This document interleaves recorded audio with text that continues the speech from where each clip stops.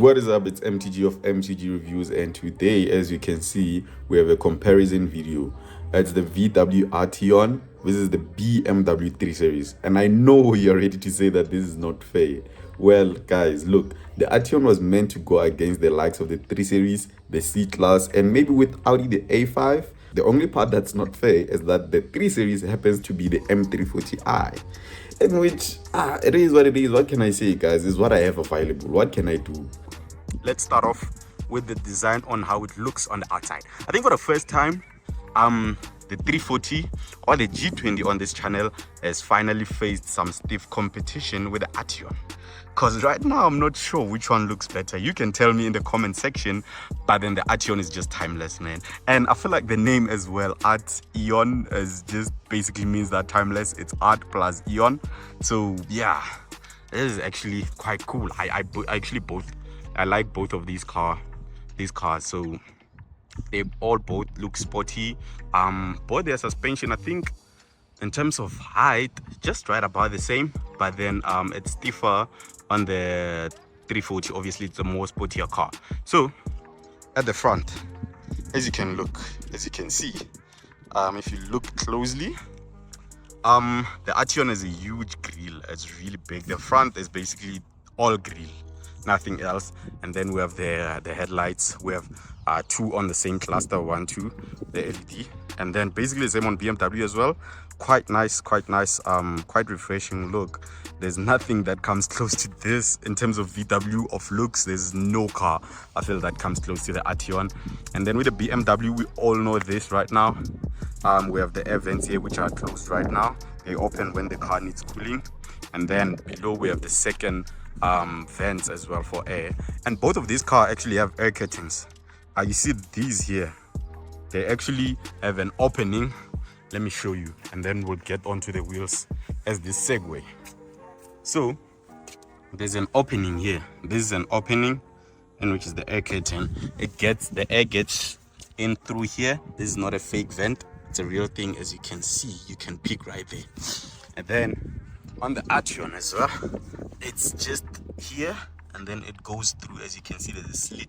So both have air curtains. But then in terms of wheel sizes, here we're riding on 19-inch, and then here we have 20s. These are huge, man. They look like turbine wheels. Actually, they look like Tesla wheels. Yeah, Tesla Model 3 has these wheels on the performance. Yeah, 20-inch, 19-inch, bigger disc brakes. Look at this caliper. It's a huge caliper. I think this is a 4-piston caliper. No, probably six piston caliper, and then 4 at the back. And then this one is a 4-piston caliper. They're quite big as well, but yeah, not as big of a brake as that one. I've missed it. They can really open the boot. Let me just close it. Right. Okay, it's closing. It should close. Okay, cool. Now let's get to the back. And by the way, this is the R line, and as you can see here, it's an R line, and this is the M Sport. As you know, with the M340, it's always M Sport. Now, the back. You tell me which one looks better from the back as well. I feel like with the back, it's more obvious. The M340 looks more sporty, especially with this fake diffuser. It's more sporty. This is more elegant. It's more grown up, and dual exhaust. Though it's fake exhaust, there we have exhaust as well. Not quite fake, but then the tips are not as real as the real exhaust. Arteon badge at the back, M340 at the back. And then when it comes to taillights, right? Let me unlock this car. No BMW does that. It's like just how lights work. It's just like flashing. This one has the swiping, what do you call it? I forgot the name, but you guys can let me know in the comment section. And then another thing is this lip spoiler here. Quite like this. It's on the R line, not on the elegance models. Makes it quite look more sporty. And then we have a lip here as well on the M340. Makes it look more sporty as well. Though this is not as pronounced of a lip than on the Arteon. Yeah, but it works. So yeah, this is more of a coupe car on the Arteon, and this is just like a boxy sedan as we know it on the M340. Quite interesting. quite interesting take on this one. I bet you've never seen this anywhere. You've never seen this review anywhere, this kind of comparison. So that's the first on MTG Reviews. If you're not subscribed, please do subscribe. It helps me make more content that you like. So yeah, get subscribed. Trying to get to 5k subscribers. Danko. Now let's get on the inside and compare them. Now getting on the inside, let's start with the Arteon. To start with, frameless doors, quite classy. That's why I feel like this car is more classy than sporty. Yeah, quite classy. Nice door handle as well. I like this implementation better than anything. Okay, firstly, let me pull this seat back just a bit. Okay, so I can fit properly. The steering wheel, one of the best steering wheel VW has ever made. This is actually on the R and on the GTI of the Polos and the Golfs. Quite nice. Here we have the driving assist. We have cruise control. This car actually has adaptive cruise control. Yeah, you activate it by this one, and then you can alter the distance by either adding or minusing, right? And then this is the plus volume, you know, increasing the volume or decreasing the volume. So this one, wait, let me just start the car so that you can see we actually have a digital display as well. Let me just, okay, cool. We have this digital display, which is not really quite configurable, honestly. It's just, well, it is configurable, not just as much as I'd like, just like on the Audis, but then you can do some things here. Let me show you. You see, you can like, and then it's gonna show you in the middle, or you can just flip through the pages. Assist systems, just like when you have adaptive cruise control, and then you can put the navigation map here as well. And when you click OK, it's gonna increase the look of it. It's just a simple digital gauge cluster, actually quite functional. It's gonna show you the map, which is quite nice. And then here we have the old VW or just the previous gen infotainment screen. Go to menu, it's gonna show the apps. You have the gestures, which we all know how they are finicky, but they work. Yeah, you quite have, I didn't intend to do that. You quite have a lot of things to set here.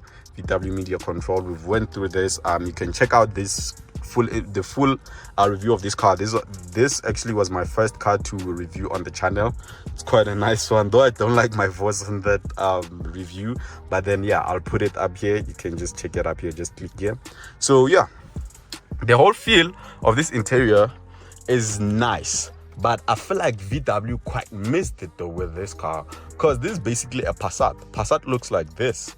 And I understand, like, basically it's a cut and paste with a Passat, but then the Passat was being made and this was made at the same time, and which one of the things that it didn't sell. But then yeah, it's one of the reasons. It's not like the reason. There's quite a lot of this of the reasons why this car didn't really sell properly, but then yeah, one of those. And then here we have the clock, the analog clock, right? Quite a nice touch, upmarket. And then here we have the gear lever, quite classic. And with this car, I don't understand why we have a lot of blank buttons here.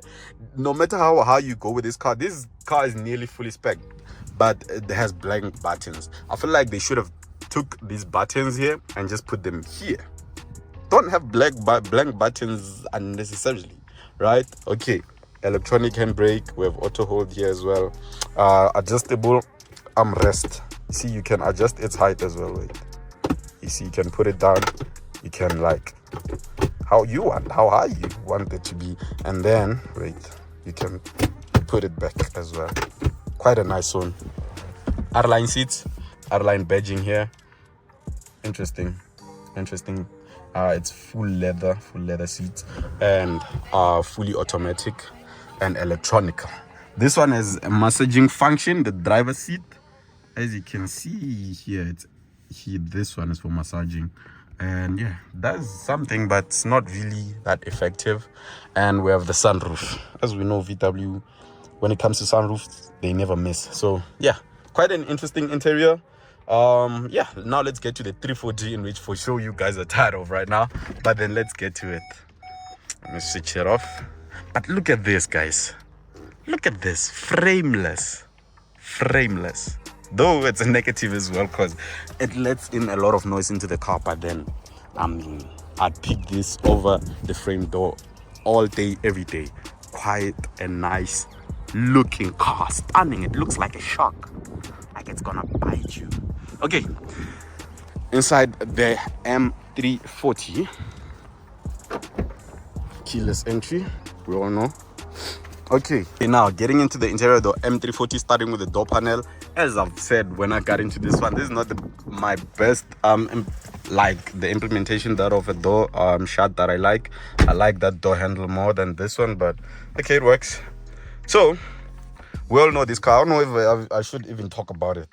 Actually, what I'm noticing is that you actually really sit low on this car, like I'm sunk in. But anyways, starting with the steering wheel, I feel like this is actually like a rule of thumb on any car. Here you put on cruise controls, or unless on Audis, which have or used to have like that small thing just here, a stick.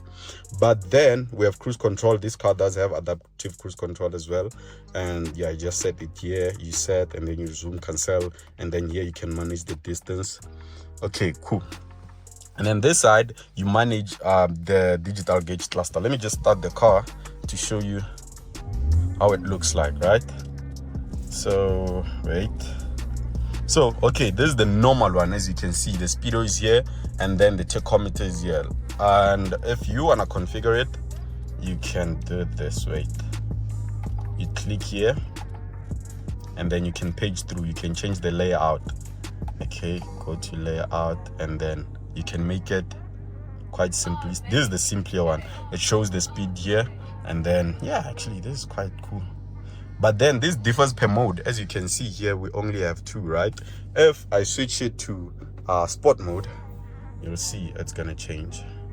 See, wait, reduce journey data, and then route preview, which shows you part of the map. Wait, this is not the one though.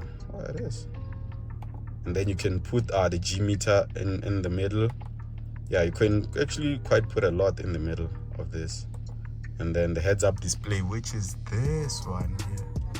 You can see it flashing, though in real time it's not flashing. And you can change how it looks as well, as you can see. Yeah, you can. This car has a lot of things, man. Has a lot of things. So yeah, but then there's basically it with the digital gauge cluster. Infotainment system, quite packed as well. This actually has the most application on an infotainment than I've ever seen in my life. Like, look at this. It's a whole plethora of applications in which I won't go through. I've already went through them. If you want to check out the review of this car, click here, or just wait for this video to end and then just page through the channel. You'll find it, right? And then another thing, wait, let me close this. So this is the whole look and feel of the interior. Just a huge screen here, from the digital gauge cluster to the infotainment system, in which Audi is doing the same thing. But then I feel like, actually, I know that Mercedes started this with the A-Class, the outgoing A-Class. It was just like this, though it was a smaller thingy. Yeah, they started it, and then BMW jumped in. And then we have events just here, hazards, interesting. And yeah, and then we have this is the control of this. As you saw, this is the iDrive wheel, where you can control everything that's happening here. To put it back to Eco Pro, closing the valves. Yeah, it's basically it with this car. And then you have the cameras. It's quite configurable, actually, even the cameras as well. Park assist, reverse assist. There's a lot. And we have ambient lighting, which is quite faint, but it's there. You do get the ambience of it. As you can see here, we have blue as well, so it's part of the ambient lighting. And yeah, this is a sporty. The steering wheel and the pedal shifters, as you can see, these are like more pedally shifters than on the Arteon. But then yeah, quite functional. And the steering wheel is girthy, as you can see, with the M badge here. So yeah, quite interesting cars.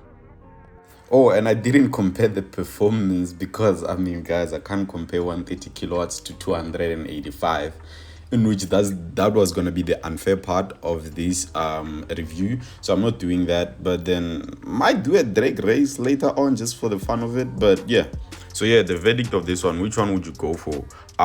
Disclaimer, the Arteon is no longer sold new in South Africa, so it's an old and it's a bit outdated, as you saw in the interior. It's not the new VW interior mantra. So yeah, I'd say anyone would go for the G20 because it's a newer car.